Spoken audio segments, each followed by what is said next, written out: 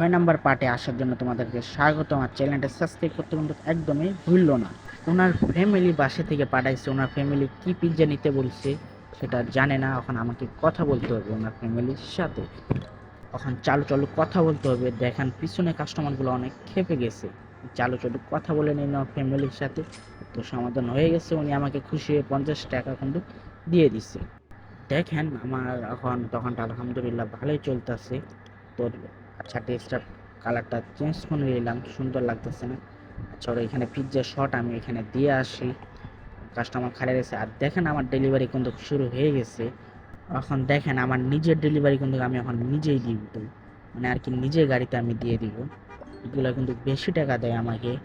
আচ্ছা দেখেন দিয়ে দিচ্ছি। কারো 2 টাকার 3টা লাগবে, এখানে আমি নেমে নাহলে 200 টাকার মতন আর্নিং করে ফেলছি। আচ্ছা, 6 নাম্বার পার্ট দেখার জন্য তোমাদেরকে চ্যানেলটা সাবস্ক্রাইব করে রাখতে হবে, যেন ভিডিওটা যেন ছাড়ার সাথে সাথেই তোমার কাছে চলে যায়।